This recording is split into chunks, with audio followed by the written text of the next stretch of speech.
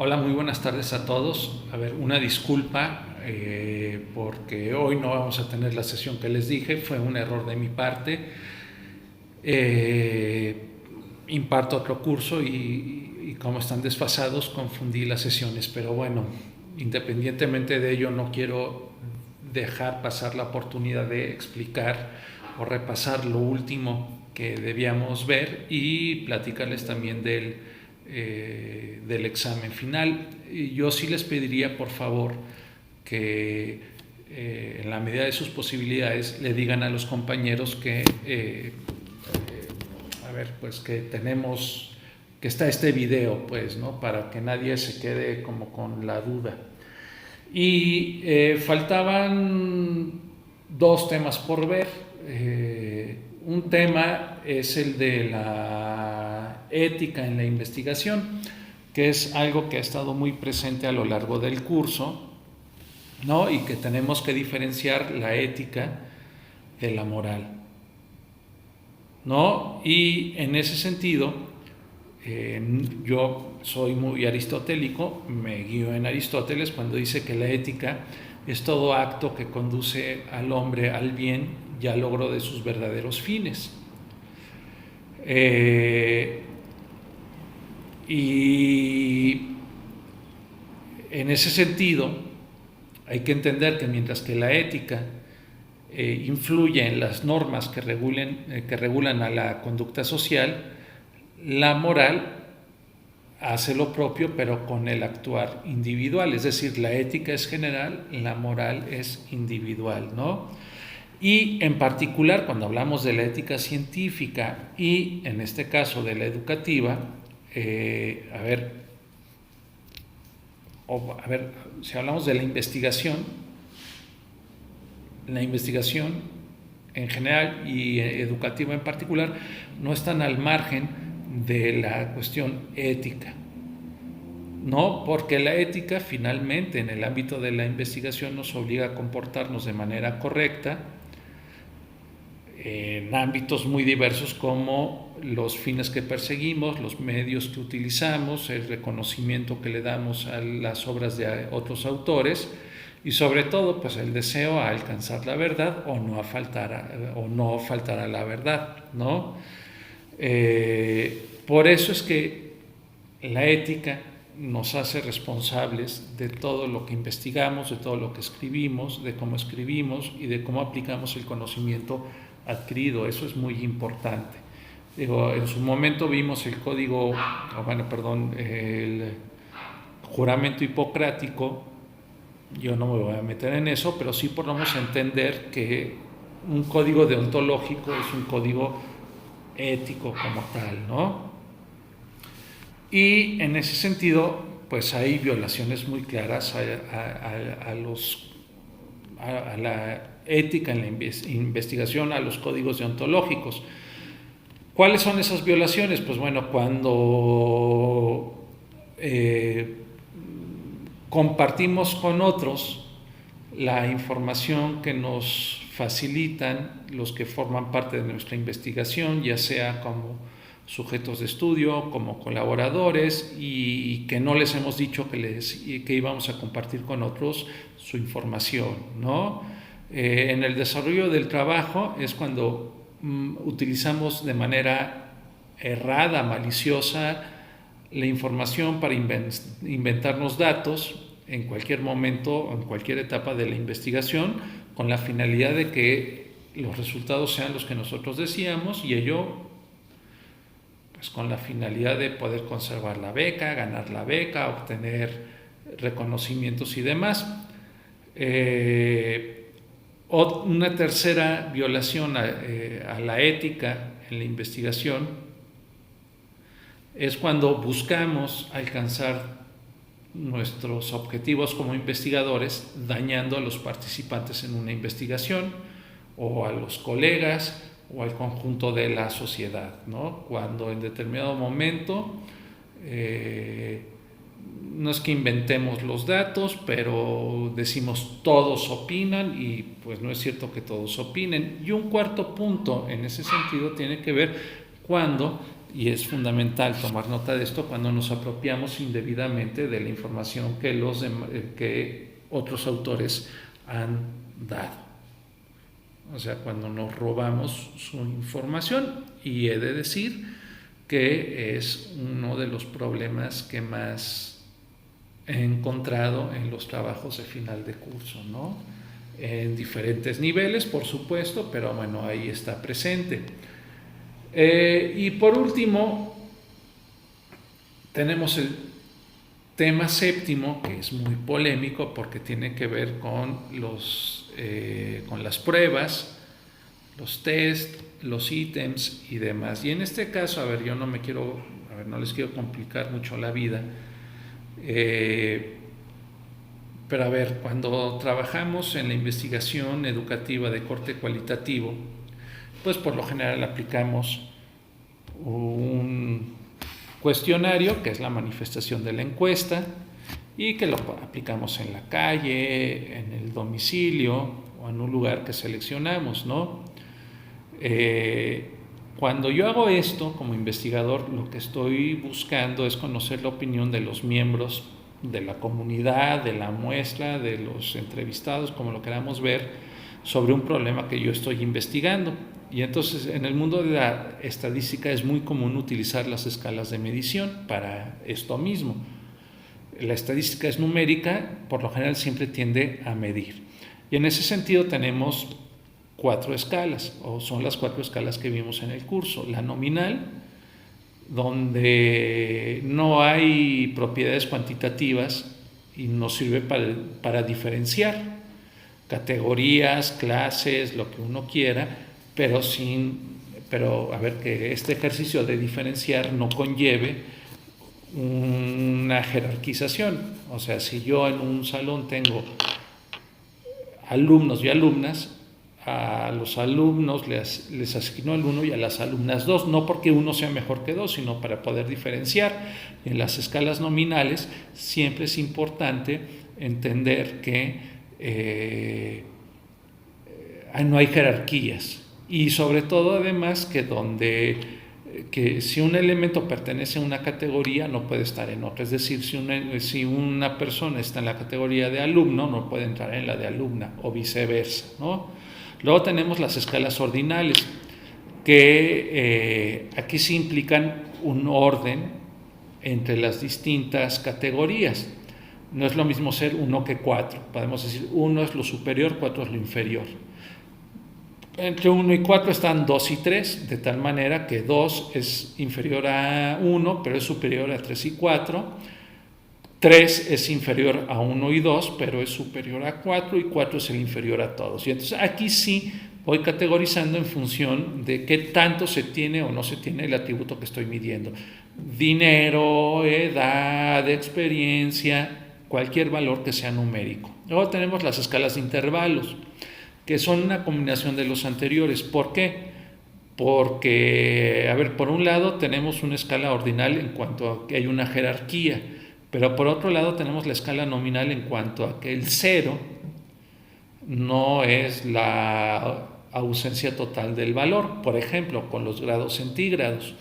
Podemos tener podemos tener 20 grados centígrados, 20 sobre 0, que significa que hay 20 grados sobre 0, pero podemos tener 20 bajo 0, es decir, el 0 en la temperatura, el 0 en el reloj no implica la ausencia de temperatura o de tiempo. Puede haber números negativos. Por eso es que es una mezcla de los puntos anteriores. Y la medición de razón establece una distancia exacta entre los intervalos que poseen una categoría, pero hay un punto 0 que implica la ausencia de. En mi cuenta bancaria tengo 0 pesos, significa no tengo dinero. Mi peso son 0 gramos, no peso. Soy etéreo, ¿no? Soy como el aire, y hasta el aire pesa, ¿no? Y luego empezamos a ver todo el tema de las pruebas, de los test y de los ítems, que son pues las preguntas, ¿no? Y hablábamos de pruebas o de test estandarizados, donde la prueba se aplica de manera uniforme y bajo condiciones controladas por nosotros, que somos los investigadores, y por otro lado los test no estandarizados, que son pruebas más flexibles, donde las condiciones de aplicación no siempre están controladas por nosotros. No es lo mismo aplicar un cuestionario en una cámara de GESEL a todos los alumnos que aplicar la encuesta cuando podemos, ¿no? Y en este sentido, habíamos hablado también de que los test, las pruebas tienen ítems que son preguntas y que esas preguntas las tenemos que elaborar siempre en función de lo que estamos investigando y de las personas con las que estamos trabajando o a las que les vamos a aplicar la prueba, ¿no? Lo importante es que sean pertinentes. Si a mí lo que me importa es el consumo de bananas, pues el test será sobre el consumo de bananas o de plátanos. Las preguntas tendrán que ir en función del consumo de bananas o de plátanos. Si yo lo hago de manzanas o de moras, ya no hay una pertinencia, ¿no? Y por eso es importante, además de que sean pertinentes, que los ítems, lo que hay que contestar, sean redactados de manera afirmativa, o sea, siempre en positivo, que sean breves, directos y sencillos, o sea, muy elementales, pero sin caer pues en la ñoñería, por decirlo así, ¿no? Y siempre van, en este caso, que es lo que estamos trabajando, en opción múltiple. Muchos de ustedes estarán familiarizados con la prueba EGEL y pues bueno, es esa historia. Luego vimos la teoría clásica de los test y la teoría de la respuesta al ítem. Y lo que vimos en realidad es que en ambas el interés es saber por qué responde la gente como responde. Y habíamos visto en su momento que todo esto surge de la necesidad de saber rápidamente si la gente entra en un marco normativo o no. Yo se los decía con la Segunda Guerra Mundial. O sea, en vez de andar entrevistando a toda la gente, les haces un test y bueno, y ya lo que sea de Dios se podría decir, ¿no? Y la teoría clásica de los test, pues es una reacción ante la teoría, la teoría clásica es una propuesta viejita en los años inicios del siglo XX, y luego viene la teoría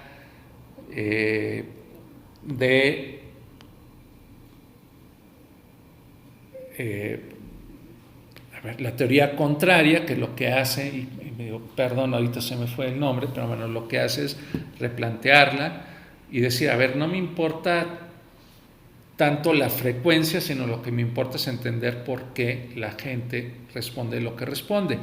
O sea, finalmente, con lo que estamos trabajando es con pruebas estandarizadas, ¿no? Las pruebas estandarizadas, nosotros las conocemos, son el EGEL, PISA y demás, que son pruebas que tienden a obviar en determinado momento los contextos particulares para universalizar, uniformar y comparar, ¿no? Tiene sus aspectos positivos, dado que nos permite compararnos con otros, pero pues los aspectos negativos, por supuesto, que están dados en función, ¿no?, de que pues también los contextos son importantes o tienen peso, ¿no? También vimos que en el apartado del análisis tenemos que ver cómo vamos a procesar los datos que hemos recolectado, y para eso tenemos los parámetros descriptivos. Y hay tres tipos básicos, elementales, de parámetros descriptivos. Están las medidas de tendencia central, ¿no?, que marcan el centro de una serie de datos en una muestra. ¿Esto qué significa? La media, que es lo que conocemos como el promedio.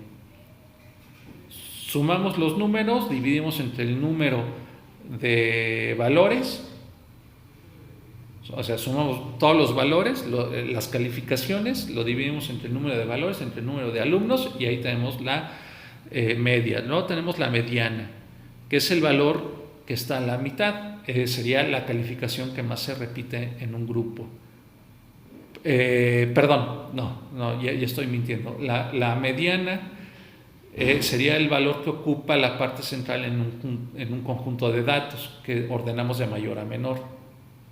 Y la moda, en efecto, es la calificación o sería el valor que más se repite. Luego tenemos las medidas de dispersión que indican la variabilidad que tienen los datos de una muestra. Aquí tenemos, por ejemplo, el rango, que es la diferencia existente entre el valor más alto y el valor más bajo en una muestra. El rango es entre lo más alto y lo más bajo. No puede ir menos del valor más bajo ni más allá del valor más alto. Tenemos la varianza, que mide la dispersión de los valores en función de la media. Y bueno, hay otros elementos. Tenemos las medidas de sesgo, que indican si existe una simetría o no en nuestros datos. Si ustedes se acuerdan, habíamos visto la correlación, pues va por ahí. Existe la simetría positiva en las medidas de sesgo, que es que la mayoría de los datos se encuentran por encima de la media. Tenemos una media. La simetría positiva es que está por encima de la media, la simetría negativa es que está por debajo de la media. Ahora, esto en realidad, como es para medir, no significa que por naturaleza sea bueno o sea malo, ¿no? Y habíamos visto también que para analizar los datos cualitativos hay herramientas. Y teníamos el SPSS, que es una muy buena herramienta para poder meter datos y cifras, letras, palabras y demás, para poderlas analizar. El SPSS es muy bueno, pero, tiene sus asegúnes. O sea, nos ayuda mucho cuando tenemos muchísima información cualitativa. Es de una gran utilidad cuando buscamos relaciones entre lo cualitativo, pero también tiene sus asegúnes que tienen que ver con la curva de aprendizaje. No es tan intuitivo, que luego tengo Mac y ya no lo hicieron para Mac, o bien lo tengo que actualizar, lo actualicé y fracasé. ¿Por qué? Porque el sistema, porque la red, porque el programa. Ese es el punto. Y la recomendación que siempre les he dado en este curso y que les daré hasta el día de hoy es: todo el tema de programas es muy útil, aprovéchenlo, pero aprendan a utilizarlo antes de necesitarlo. Esa es la cuestión. Si lo queremos aprender sobre la marcha de la necesidad, será un fracaso. Téngale tiempo, denle paciencia y lo podrán aprovechar. Corto ahora este video para poner otro video sobre el examen final, que es algo que a muchos les interesará. Entonces voy a poner otro video. Venga, vale. Gracias y una disculpa.